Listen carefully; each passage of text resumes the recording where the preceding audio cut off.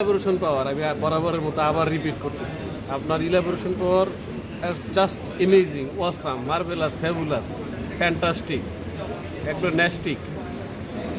তো William Watson যেভাবে to the দ্য ওয়াটামের মধ্যে নেচারকে ইলাবোরেট করছে, আপনার পলির ইলাবোরেশনের কাছে ওটা কিছুই না, ফালতু। যদিও সে আমার প্রিয় কবি, তাই খুব কষ্ট নিয়ে উপেক্ষা করে তাই আপনাকে হাইলাইট করতেছে। এটা সবার ভিতরে থাকে না। আল্লাহ আপনাকে যে মেধা দিছে, আপনাকে যে মনন দিছে, আল্লাহ আপনাকে যে পাওয়ারটা দিছে, এর শুকরিয়া স্বরূপ 5 ওয়াক্ত নামাজের সাথে সাথে প্রতি ওয়াক্তে 4 রাকাত করে নফল নামাজ পড়া জরুরি আপনার জন্য। আচ্ছা, আর তরিকুল ভাইকে কি দিছে? হ্যাঁ, তো কোনছি স্যার, সে কোনোদিন বাস হইতে পারবে না।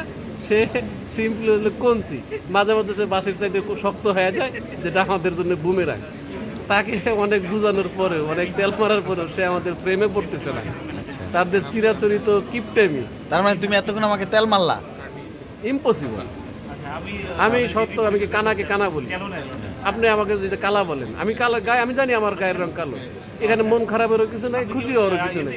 সত্য কথা বলতে আবার খুশি ইয়া কিছু, এখানে তেল মারারও কিছু নাই। সত্যি কথা আমি বলেই যাবো, বরাবরের মতো বলছি, আবার বলতেই থাকবো। এটা তোমার আর আমার এই একই জায়গায় খুব মিল আছে, আমরা দুজন তাহলে খুব স্পষ্টভাষী, রাইট? অফকোর্স, আচ্ছা, আপনি আমাকে কেউ কালা বললে আমি কখনোই মাইন্ড করি না। আপনি দেখবেন, আমি জানি, আমি আয়নায় আমি নিজেকে দেখি, যেটা সত্য সেটা তো বিবাদ করার কিছু নাই, সেটা নিয়ে বিভেদ করার কিছু নাই, সেটা নিয়ে ঝগড়াঝাটি করার কিছু নাই।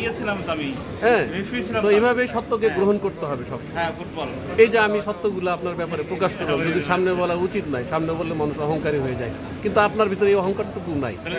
এই জন্যেই আপনাকে বস হিসাবে কবুল করতে আমার কোনো সমস্যা নেই। কিন্তু আপনি যদি নদু শুধু যদু মধু কদু এদেরকে আমার বসের কাতারে দাঁড় করান, ইম্পসিবল।